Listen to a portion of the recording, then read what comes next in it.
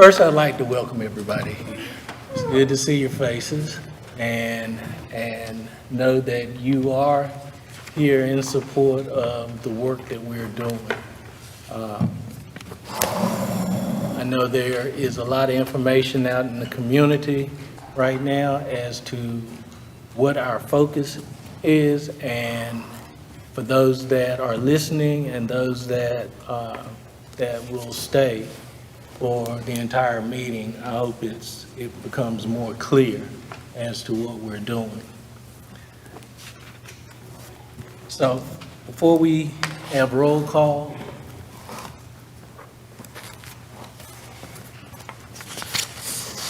let's have a moment of silence.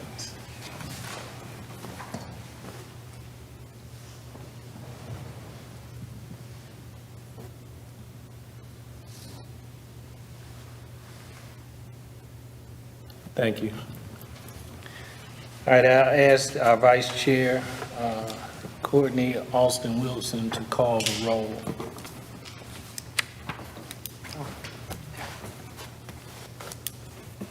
Chair Joe Alston. Here. Commissioner Dietz. Present. Commissioner McMichael. Present. Commissioner McCauley. Present. Commissioner Patrick. Present. Commissioner Reynolds. Commissioner Riley Wright. Present. Commissioner Sims. Commissioner Tolliver. Commissioner Williamson. Present. Councilman Holmes. Present. And Councilman Johnson. Thank you. We do have a quorum. All right, the first thing on the agenda, we have several assignments that the commissioners are working on in the areas of genealogy, local history, and on federal reparations. I'm going to open the floor for any updates that you would like to present, and in no particular order. Yes, this is Councilman Holmes. Myself, Councilman Johnson, Commissioner McMichael, and Commissioner Sims, we formed the Federal Reparations Subcommittee. We have completed our report, and we will be sending that out to the Commission for review. We would also like for our April meeting to put together a formal presentation around our report with some increased ideas and also some updates on federal legislation that is pending in Congress, H.R. 40. We would like to put together a formal presentation with that. And so in April, if we could, Mr. Chairman, have a few minutes on the agenda to present those findings to the full commission. Okay, so noted.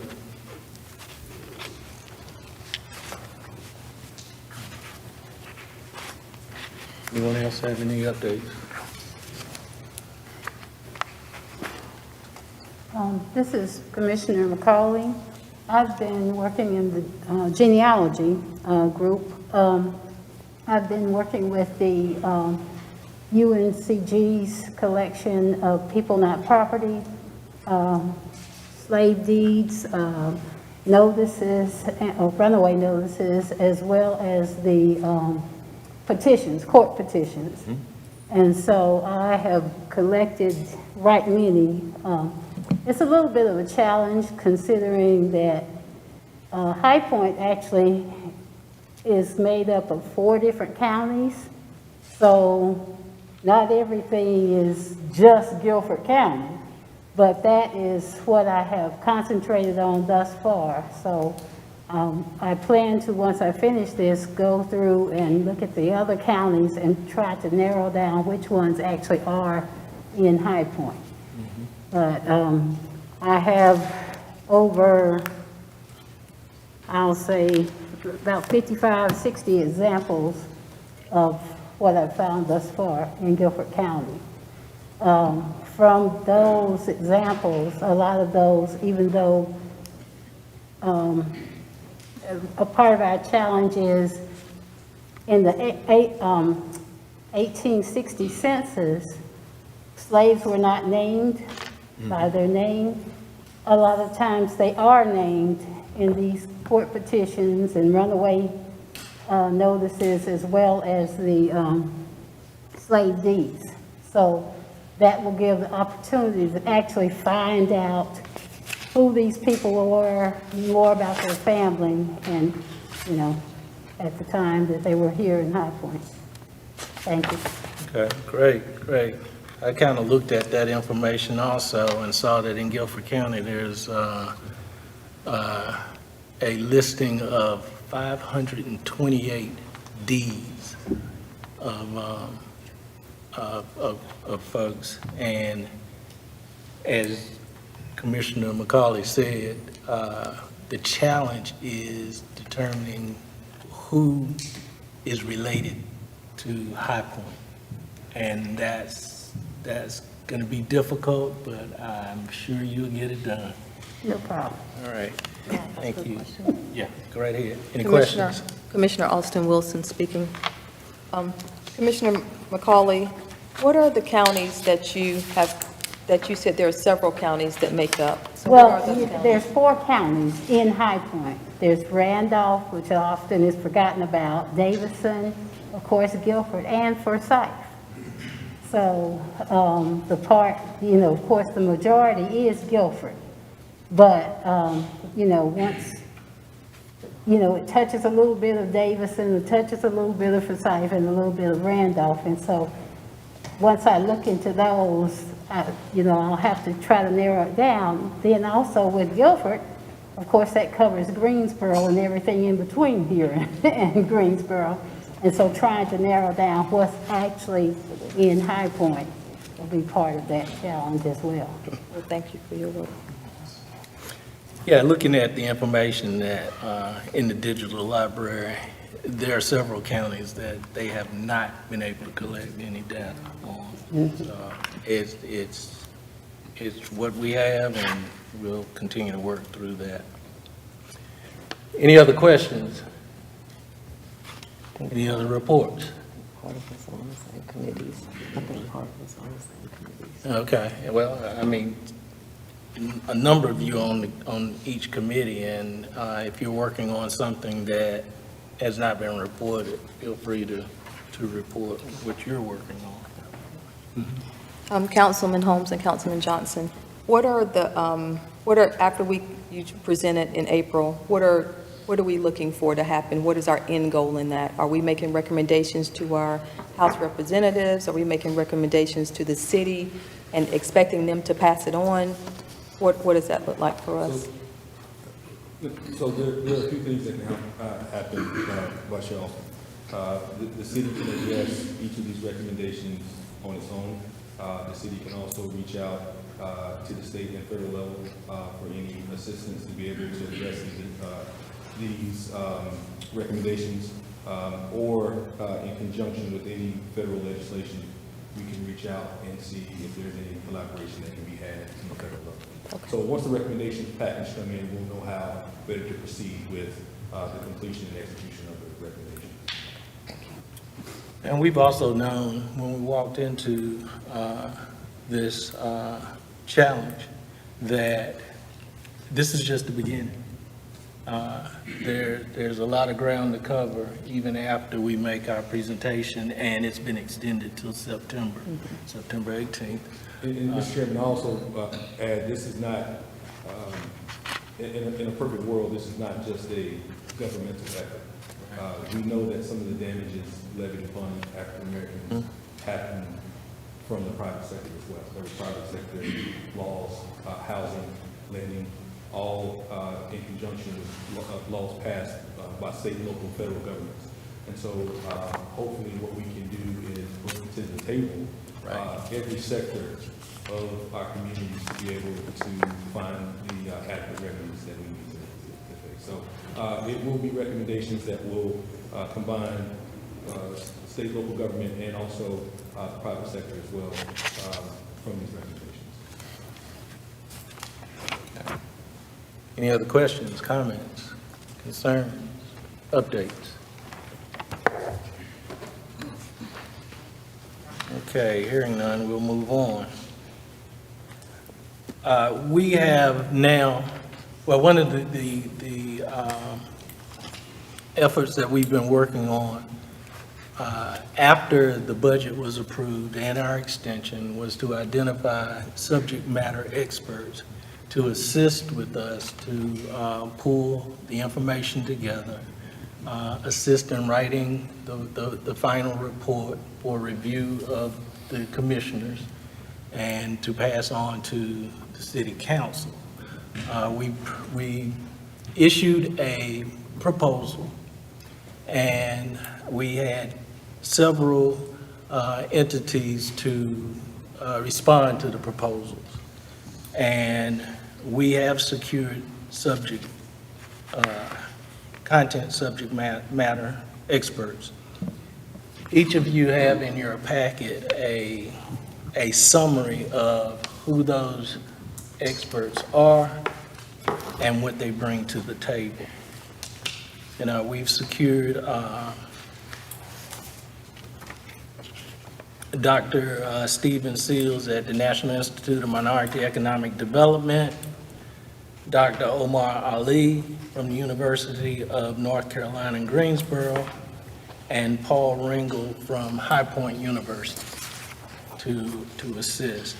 I'd also like to thank Mr. Glenn Chavis for his input in what we are trying to accomplish here. He's a local historian who has a wealth of information that he's shared with the commission. So if you're listening, he's been invited to the meeting, but if you're listening, I want to thank you for allowing us to utilize your information in this effort.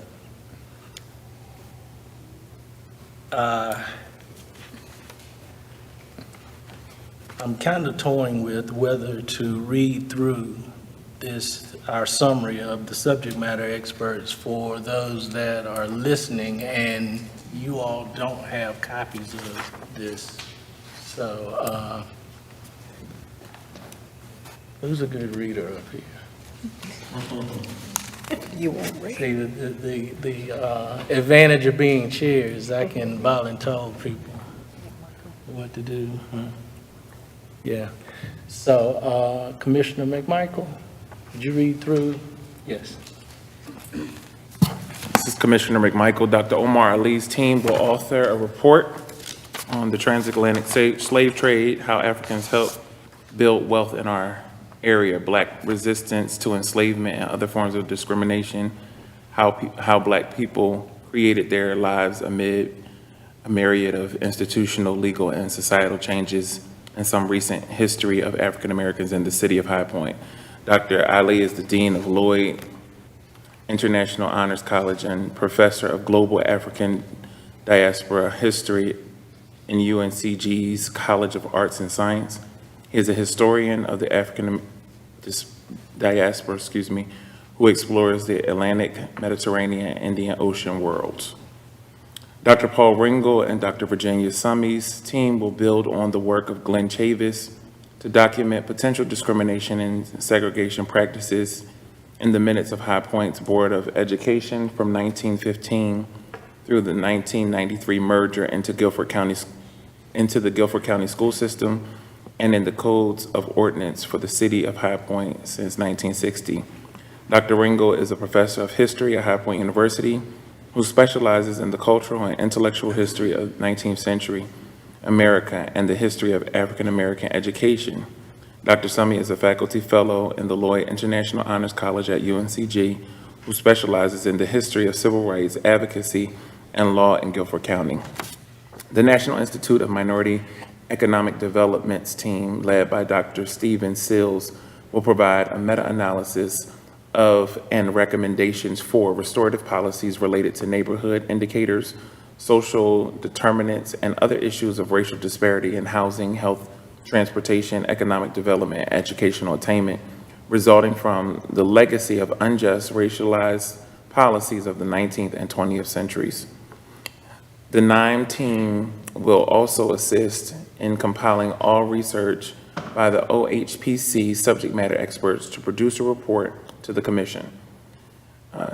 NIMED is a Black-founded and Black-led economic justice organization dedicated to lifting and encouraging economic parity for diverse populations through business and entrepreneurial education, technical assistance, social scientific and policy-related research and advocacy, community development, and financing. Dr. Sills is Senior Vice President for NIMED's Research Policy and Impact Center. Hey, thank you. So as you see, we have some highly qualified individuals that are, or teams that will be working closely with us to finalize this project. And there are others that will be contributing also on different levels in different areas. We are currently working with the subject matter experts to flesh out how they communicate with us and meetings that will be held and how we'll disseminate information, along with you all working with the subject matter experts and providing information as you work through your assignments and pull this all together. So you'll be getting more information on this in the near future. So are there any questions, concerns, comments? Not at the present. Okay. All right, so I'll open up the floor for any comments from the commissioners before we move on. Because as I said, this is a short agenda tonight.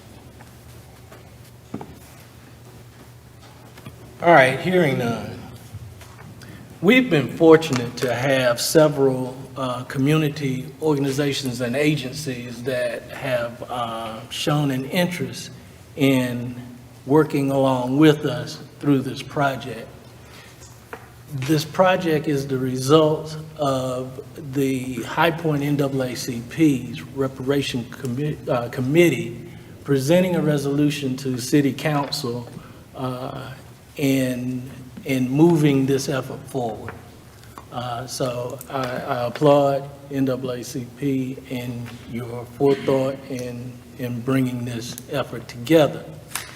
Having said that, the NAACP will have a presentation as soon as I adjourn this meeting as a part of their Black Agenda Forum.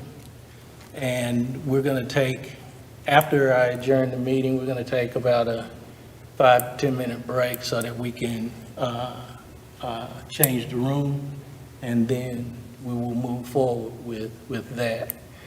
We have the president of the High Point branch at NAACP, Ms. Elma Harrison, here that will facilitate this effort. And Pastor Lilly, who's been here from day one in all of our meetings, who is the chair of the High Point NAACP Reparations Committee. And I apologize, Dr. Elma Harrison. I'm sorry. So, if there are no other concerns, comments, we'll entertain a motion to adjourn. So moved. Second. It's been properly moved and second that we adjourn. Meeting's adjourned.